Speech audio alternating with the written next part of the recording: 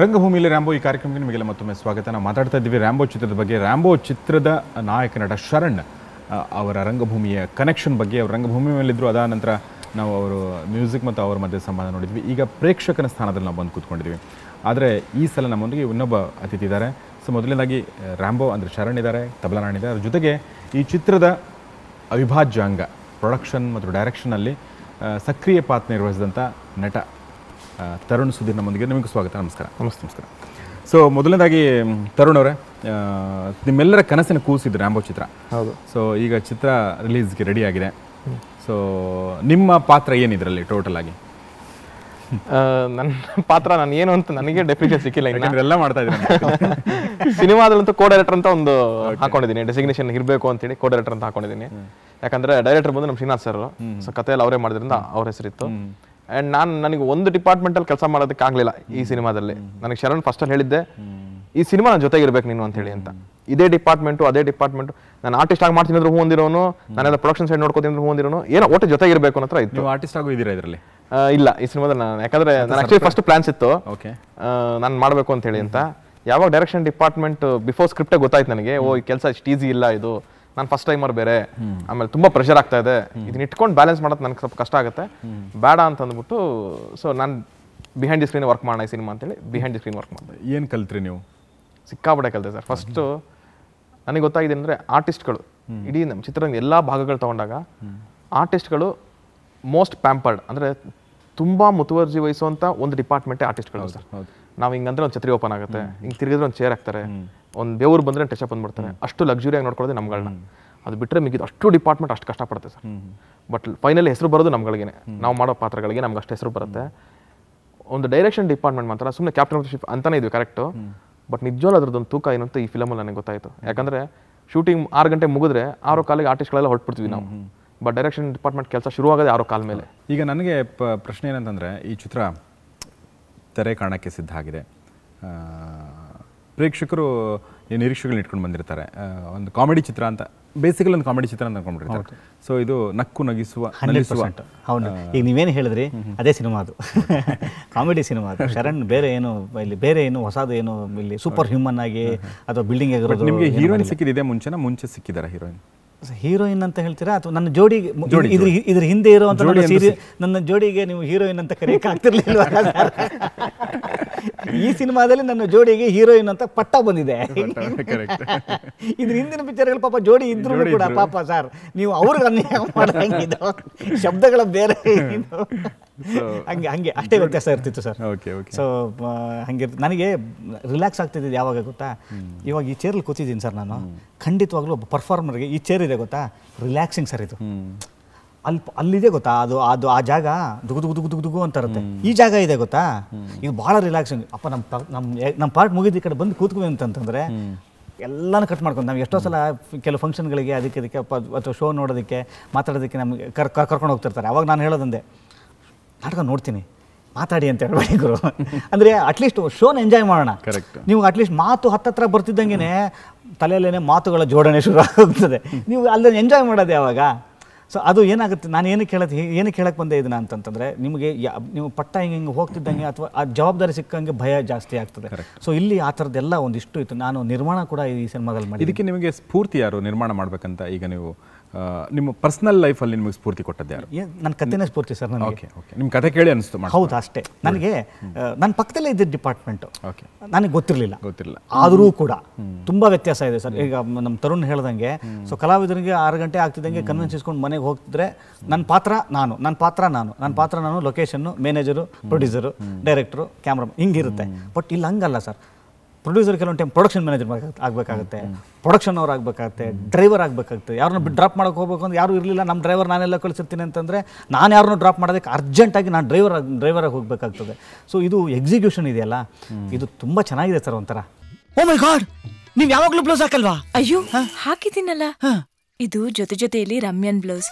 ಅಂದ್ರೆ ನಿಮ್ದಲ್ವಾ? ಅಯ್ಯೋ ನಂದೇ, ರಮ್ಯನ್ ಸ್ಟೈಲ್ ಅಷ್ಟೇ. ಚೆನ್ನಾಗಿದೆ. ಇದು ನಿಖಿತನ್ ಸ್ಟೈಲ್ ಜಡೆ ಅಲ್ವಾ? ಅಲ್ಲಪ್ಪ, ನನ್ ಸ್ಟೈಲ್. ಸೋಮೇಕು ತುಂಬಾ ಚೆನ್ನಾಗಿದೆ. ಈ ಸ್ಟೈಲು ನಿಖಿತಂಗಿಂತ ಸಂಗೀತನಿಗೆ ತುಂಬ ಚೆನ್ನಾಗಿ ಕಾಣಿಸುತ್ತೆ. ಅಯ್ಯೋ ಮುಟ್ ನೋಡ್ಲಾ? ಸೊ ನಾಣಿ ಸಾಹೇಬ್ರ ಸರ್, ಸೊ ತಬಲಾ ಅಂತೂ ಬಾರಿಸಿದ್ರಿ ಚೆನ್ನಾಗಿ. ಸೊ ಸಿನಿಮಾದಲ್ಲಿ ಏನು ಮಾಡಿರಿ ಸರ್? ಸಿನಿಮಾದಲ್ಲಿ ಪಾಪ ಇವರಷ್ಟು ಕಷ್ಟ ನಮಗಿಲ್ಲ. ಅವ್ರು ಫಸ್ಟೇ ಹೇಳ್ಬಿಟ್ರು ಕಲಾವಿದರು ಸೂಪಾಗಿರ್ತಾರೆ. ಅದರಿಂದ ನಂದು ಪಾರ್ಟ್ ಏನಿದೆ ಅದನ್ನು ಮುಗಿಸಿ. ಏನು ಸರ್ ನಿಮ್ಮ ಪಾರ್ಟ್ ಇದರಲ್ಲಿ? ಸರ್ ಇದರಲ್ಲಿ ತುಂಬ ಒಂದು ಲೆಂತಿ ಕ್ಯಾರೆಕ್ಟರ್ ಕೊಟ್ಬಿಟ್ಟಿದ್ದಾರೆ ಡೈರೆಕ್ಟ್ರು. ನಮ್ಮ ನಾಯಕ ನಟ ಶರಣ್ ಅವರು ಮತ್ತು ತರುಣ್ ಈ ಪಾತ್ರಕ್ಕೆ ನನ್ನ ಸೆಲೆಕ್ಟ್ ಮಾಡಿದ್ದಾರೆ. ಅದೊಂದು ಥ್ಯಾಂಕ್ಸ್ ಅವ್ರಿಗೆ, ಯಾಕೆಂದರೆ ತುಂಬ ಒಳ್ಳೆ ಪಾತ್ರ. ಏನು ಪಾತ್ರ ಸರ್ ಅದು? ಸರ್ ಹೀರೋ ಆಗಿ ಸೋದರ ಮಾವ. ಏನು ಹೆಸರು? ಅವನ ಹೆಸರು ಬೆಲ್ಟ್ ಕುಮಾರ್ ಅಂತ. Belt Kumara, okay. ಅದ್ರ ಹಿನ್ನೆಲೆ ಚಿತ್ರ ನೋಡಿದ್ರೆ ಗೊತ್ತಾಗ್ಬಿಡುತ್ತೆ. Okay okay. ಆ ಥರ ಒಂದು ಪಾತ್ರ, ಅವ್ನ ಮ್ಯಾನರಿಸಮ್ ಬೇರೆ ಇದೆ. ಯಾಕೆಂದರೆ ಸರಿಯಾಗಿ ನಡೆಯೋಕ್ಕೆ ನಡೆಯೋದೇ ಕಷ್ಟ ಇವನು. ಅಂಥದ್ರಲ್ಲಿ ನಿಂತಿದ್ರೆ ಮಾತ್ರ ಹಿಂಗಿರ್ತಾನೆ, ನಡೆಯೋಕ್ಕೆ ಶುರು ಆಗ್ಬಿಟ್ರೆ ಬರೀ ಮುಂಗಾಲಲ್ಲಿ ನಡೆಯೋದು. ಓಕೆ, ಆ ಥರ ಒಂದು ಮ್ಯಾನರಿಸಮ್ ಇದೆ. ಓಕೆ, ಅದು ತುಂಬ ಚೆನ್ನಾಗಿ ಇಷ್ಟ ಆಗುತ್ತೆ ಜನಕ್ಕೆ ಅಂದ್ಕೊಂಡಿದ್ದೀನಿ. ಆಮೇಲೆ ಕಥೆಯಲ್ಲಿ ಆ ಪಾತ್ರಕ್ಕೆ ಒಳ್ಳೊಳ್ಳೆ ಲೈನ್ಸ್ ಇದೆ, ಒಳ್ಳೊಳ್ಳೆ ಸೀನ್ಗಳಿದೆ. ಒಂದು ಡೈಲಾಗ್ ಹೇಳಿ ಅದಾದ್ರೆ ಬೇಡ. ಯಾಕೆ ಸರ್? ಚಿತ್ರ ನೋಡ್ಬೇಕು ಜನ, ಇಲ್ಲಿ ವಿತೌಟ್ ಮ್ಯೂಸಿಕ್ ಕೇಳಿದ್ರೆ ಚೆನ್ನಾಗಿ.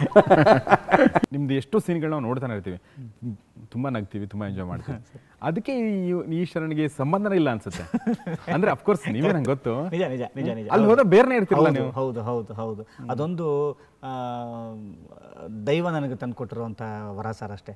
ಗೊತ್ತಿಲ್ಲ ನನಗೆ ಆ್ಯಕ್ಚುಲಿ ನಾನು ಸುಮಾರು ಜನ ನಾನು ಫೋನಲ್ಲಿ ಮಾತಾಡ್ತಿರ್ತೀನಲ್ಲ, ಫೋನಲ್ಲಿ ಮಾತಾಡ್ತಿರ್ಬೇಕು ಅದೇ ಶರಣ ಅದೇ ಶರಣ ಅಂದರೆ ಏನು ಗೊತ್ತಾ ಎಕ್ಸ್ಪೆಕ್ಟೇಷನ್ ಏನು ಅಂತಂದರೆ ನನ್ನ ಪ್ರತಿ ಒಂದು ಡೈಲಾಗ್ನಲ್ಲೂ ಒಂದು ಪಂಚ್ ಇರಬೇಕು ಸರ್. ನೀವು ಹಂಗೆ ಕಾಂಟ್ರಾಸ್ಟ್ ನೋಡಿ, ಕೆಲವು ಆರ್ಟಿಸ್ಟ್ಗಳಿದ್ದಾರೆ ಆಫ್ ದಿ ಕ್ಯಾಮ್ರಾ ತುಂಬಾ ನಗಿಸ್ತಾ ಇರ್ತಾರೆ, ತುಂಬಾ ಲೈವ್ ಕ್ಯಾಮ್ರಾ ಮೇಲೆ ತುಂಬಾ ಡಬ್ಬಾತರ ಆಗುತ್ತೆ. ಅದೇನು ಅಂದ್ರೆ ನಮ್ಗೆ ಹೇಳೋರು ಕ್ಯಾಮ್ರಾ ಪ್ರೀತಿಸುತ್ತಂತೆ ಸರ್ ನಿಮ್ಮನ್ನ, ಅದು ನಿಮ್ಗೆ ಇಷ್ಟಪಡುತ್ತಂತೆ.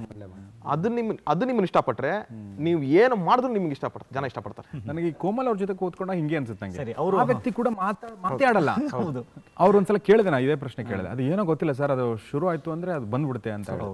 ಅದೇನೋ ನಿಜವಾದ ಕ್ಯಾಮ್ರಾ ನಿಮ್ಮನ್ನ ಲವ್ ಮಾಡಕ್ ಶುರು ಮಾಡ್ಬಿಡುತ್ತೆ. ಹೌದು, ನನಗೆ ತುಂಬ ದೊಡ್ಡ, ನಾನು ಶ್ರುತಿ ಅವ್ರನ್ನ ತುಂಬ ದೊಡ್ಡ ಕಲಾವಿದೆ. ಕೆಲವರಿಗೆ ಹೆಂಗೆ ಒಲ್ದು ಬಿಡುತ್ತೆ ಅಂತಂತಂದರೆ, ನಮಗೆ ಈ ಕ್ಯಾಮ್ರಾ ಆನ್ ಆಗ್ತಿದ್ದಂಗೆ ಅದೊಂದು ಸೌಂಡ್ ಬರುತ್ತೆ ಕ್ಯಾಮ್ರಾದಲ್ಲಿ, ಚರ್ರ ಅಂತ ಒಂದು ಸೌಂಡ್. ಆ ಸೌಂಡ್ ಆಗ್ತಿದ್ದಂಗೆ ಎಲ್ಲ ಬೇಸ್ಮೆಂಟ್ ಅದರುತ್ತೆ. ಹೌದಾ ಸರ್?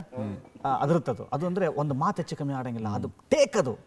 ಅದು ಒಂದೊಂದು ಫ್ರೇಮಿಗೂ ದುಡ್ಡು, ಒಂದೊಂದು ಫ್ರೇಮಿಗೆ ಒಂದು ಅಡಿಗಿಷ್ಟು ಅಂತ ದುಡ್ಡು. ನಿಮಗೆ ಒಂದು ಕ್ಯಾನು ನಿಮಗೆ 12,000 ರೂಪಾಯಿ 13,000 ರೂಪಾಯಿ, 400 ಅಡಿ ಅಷ್ಟೇ ಇರುತ್ತೆ. 3 ನಿಮಿಷಕ್ಕೆ ಮುಗಿದೋಗ್ತದೆ ಅದು ಅಷ್ಟೇ. ಅಂಥದ್ದು 150-200 ಕ್ಯಾನ್ಸ್ ಕ್ರ್ಯಾಂಕ್ ಮಾಡ್ತೀವಿ ನಾವು.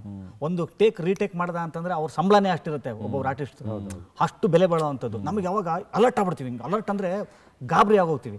ಶ್ರುತಿಯವರು ಒಂದು ಮಾತಂದ್ರು ಒಂದ್ಸಲ, ನನಗೆ ಎಷ್ಟು ಖುಷಿ ಆಯಿತು ಅಂದರೆ, ಹೆಂಗಿರುತ್ತೆ ಒಬ್ಬರು ಆ್ಯಕ್ಟರ ಒಂದು ಇದು ಅಂತ ಹೆಂಗೆ ಕರಗತ ಆಗೋಗಿರುತ್ತೆ ಅಂತ ಅನ್ನೋದಕ್ಕೆ. ಏನೋ ಗೊತ್ತಿಲ್ಲ ಕಣೋ, ಆ ಸೌಂಡ್ ಕೇಳ್ತಿದ್ದಂಗೆ ಕ್ಯಾರೆಕ್ಟರ್ ಒಳಗೆ ಹೋಗ್ಬಿಡ್ತೀನಿ ನಾನು ಅಂತ. ಗೊತ್ತಿಲ್ಲ ನನಗೆ, ಆ ಸೌಂಡ್ ಬರಬೇಕು, ಆ ಸೌಂಡ್ ಬರ್ತಿದ್ದಂಗೆ ಹಂಗೆ ಹೋಗ್ಬಿಡ್ತಾರಂತೆ ಒಳಗಡೆ. ಕರೆಕ್ಟ್ ನೋಡಿ ಸರ್, ಒಬ್ರಿಗೆ ಹೆಂಗೆ ಇರುತ್ತೆ ಅಂತ. ನನಗೂ ಅವ್ರಿಗೂ ಎಷ್ಟು ವ್ಯತ್ಯಾಸ ಇದೆ ನೋಡಿ. ನಾನು ಅದ್ರ ಹೋಗ್ಬಿಡ್ತೀನಿ, ಅವ್ರು ಒಳಗೆ ಹೋಗ್ಬಿಡ್ತಾರೆ.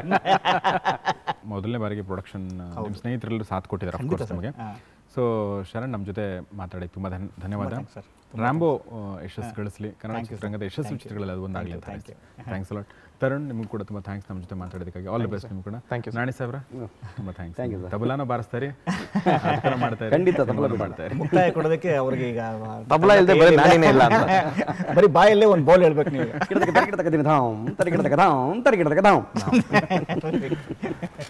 ಸೊ ಇದು ಹೆಚ್ಚಿನ ವಿಶೇಷ ರ್ಯಾಂಬೋ ಚಿತ್ರದ ಕುರಿತಾಗಿ ನಾವು ಈಗಾಗಲೇ ಮಾತಾಡೋಕೆ. ರ್ಯಾಂಬೋ ಅಂದರೆ ಶರಣ್ಗೂ ಮತ್ತು ರಂಗಭೂಮಿಗೂ ನಂಟಿರೋದ್ರಿಂದ ರಂಗಭೂಮಿಯಲ್ಲಿ ಗುಬ್ಬಿ ವೀರಣ್ಣ ರಂಗಮಂದಿರದಲ್ಲಿ ಈ ಕಾರ್ಯಕ್ರಮ ನಡೆಸ್ಕೊಟ್ಟು ನಿಮ್ಗೆ ಇಷ್ಟ ಆಗಿದೆ ಅಂತ ಭಾವಿಸ್ತಾ, ಈ ಚಿತ್ರ ಅಂದರೆ ರ್ಯಾಂಬೋ ಕೂಡ ನಿಮಗೆ ಇಷ್ಟ ಆಗುತ್ತೆ ಅಂತ ಭಾವಿಸ್ತಾ ಕಾರ್ಯಕ್ರಮ ಮುಗಿಸ್ತಾ ಇದ್ದೀನಿ. ನೇರ ದಿಟ್ಟ ನಿರಂತರ ಸುದ್ದಿಗಾಗಿ ನೋಡ್ತಾರೆ ಸುವರ್ಣ.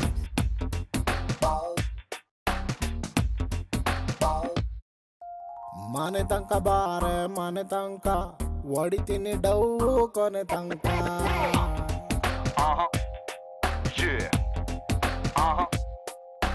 ಮನೆ ತನಕ ಬಾರೆ ಮನೆ ತನಕ ಹೊಡಿತೀನಿ ಡೌ ಕೊನೆ ತನಕ. ಸಿಂಗಲೇಕ ನೀನು ಸಿಂಗಲೇಕ, ಕಾಯಬೇಕು ಶ್ರಾವಣ ಬರೋ ತನಕ. ಒಪ್ಪಿಕೊಂಡರೆ ಮೆಚ್ಚಿಕೊಂಡರೆ ಬಾಡಿಗಾಡುವಾಗಿ ಇರುತ್ತೀನಿ.